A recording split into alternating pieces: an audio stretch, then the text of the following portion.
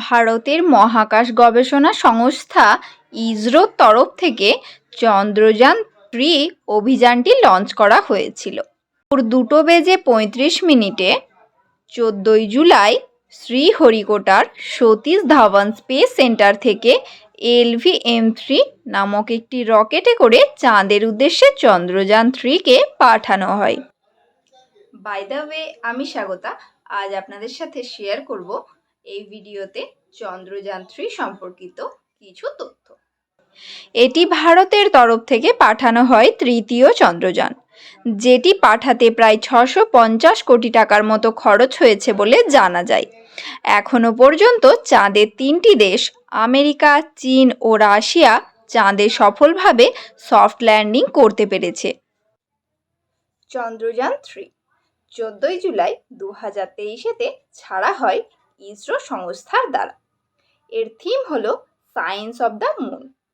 23 August 2023-তে চাঁদে সফলভাবে অবতরণ করে এই চন্দ্রযান-3। চন্দ্রযান-3 হলো ভারতের তৃতীয় চন্দ্র অনুসন্ধান অভিযান। এসব দেশের মতো ভারতও চাঁদে সফট ল্যান্ডিং করে 4র্থ নম্বরে স্থান অর্জন করছে।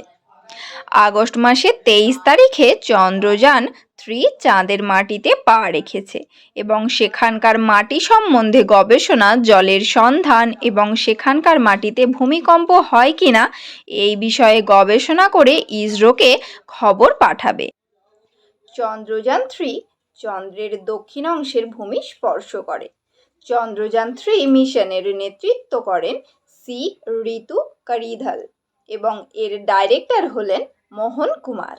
এর প্রজেক্ট ডাইরেক্টর হলেন পি বীরমুথুবেল। চন্দ্রযান-3 ছাড়া হয় সতীশ ধাওয়ান অনুসন্ধান কেন্দ্র থেকে।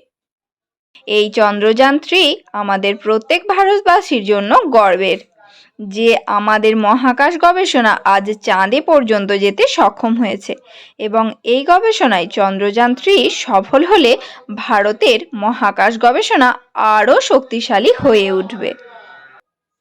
এটি ছাড়া হয় LVM-3M4 রকেট দ্বারা। চন্দ্রযান-3 এর প্রধান রকেট ইঞ্জিনের নাম CE-20 ক্রায়োজেনিক ইঞ্জিন। ইসরোর প্রথম অধ্যক্ষ ছিলেন বিক্রম সারাভাই। প্রথম চন্দ্রযান ছাড়া হয়েছিল 22 অক্টোবর 2008 সালে এবং দ্বিতীয় চন্দ্রযান ছাড়া হয়েছিল 22 জুলাই 2019 সালে। বিশ্বের প্রথম দেশ হিসাবে চাঁদের দক্ষিণ মেরু স্পর্শ করেছে চন্দ্রযান-3। বীর বিক্রমে চাঁদের বুকে অবতরণ করেছে এই ল্যান্ডার বিক্রম। এই ল্যান্ডারের ওজন 1752 কেজি এবং রোভার প্রজ্ঞানের ওজন 25 কেজি।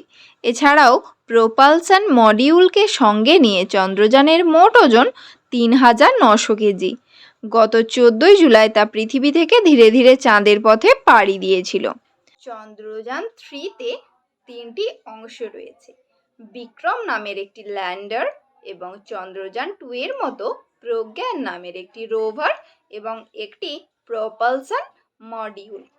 এই চন্দ্রযানের কাজ হলো, মহাকাশমন্ত্রী বলেন, চন্দ্রযান-3 মিশনের প্রাথমিক লক্ষ্য চন্দ্রপৃষ্ঠে নিরাপদ এবং সফট ল্যান্ডিং প্রদর্শন করা, চাঁদে রোভার ঘুরতে দেখানো এবং ইন সিটু বৈজ্ঞানিক পরীক্ষা নিরীক্ষা করা। চন্দ্রযান-2 এর ল্যান্ডারের নামও একই ছিল। স্বাভাবিকভাবেই অনেকেই ভাবছেন যে ল্যান্ডারের নাম আবার বিক্রমই কেন দেওয়া হলো। ডক্টর বিক্রম আম্বালাল সারাভাইকে সম্মান জানিয়ে এই ল্যান্ডারের নাম রাখা হয়েছে বিক্রম। আহমেদাবাদের বিজ্ঞানী বিক্রম সারাভাইয়ের নামে এই ল্যান্ডারের নামকরণ। তিনি 1947 সালে 11 নভেম্বর PRL গঠন করেছিলেন, যেটাকে বলা হয় ফিজিক্যাল রিসার্চ ল্যাবরেটরি।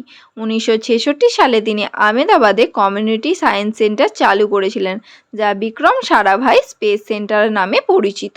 রোভার এবং ল্যান্ডার কি? রোভার এমন একটি যান যা গ্রহ বা জ্যোতির্বিদ্যাগত বস্তুর মধ্যে ঘুরে বেড়ায়। ল্যান্ডার একটি মহাকাশযান যা সফট ল্যান্ডিং করে এবং সেখানে রেস্টে থাকে এবং অন্যান্য সমস্ত কাজ করে যা এটিকে করতে বলা হয়। চাঁদের দক্ষিণ মেরুর জমিতে অবতরণের পর পৃথিবীর সময় অনুযায়ী 14 দিন এবং চাঁদ অনুযায়ী 1 দিন ঘুরে ফিরে পরীক্ষা নিরীক্ষা চালাবে চন্দ্রযান-3 এর রোভার প্রজ্ঞান। চাঁদের জমিতে থাকা জল ও নমুনা সংগ্রহ করবে এই রোভার। চাঁদের সবথেকে মূল্যবান সম্পদ হলো জল। জলের খোঁজেই চাঁদে তথ্য অন্বেষণ করবে এই চন্দ্রযান-3 এর গুরুত্ব কোথায়? এর উদ্দেশ্য হচ্ছে সফট ল্যান্ডিং, চন্দ্রপৃষ্ঠের অন্বেষণ এবং অমূল্য বৈজ্ঞানিক তথ্য সংগ্রহ। চাঁদের দক্ষিণ মেরুর অধিকাংশ অঞ্চলই অন্ধকার, পৌঁছায় না সূর্যের আলো। চন্দ্রপৃষ্ঠের এই জায়গার তাপমাত্রা -230°C পর্যন্তও হতে পারে। রয়েছে বিশালাকার গর্তও। আগে যেটিকে চন্দ্র অভিযান রয়েছে তাতে চাঁদের এই অংশই দেখা গিয়েছে।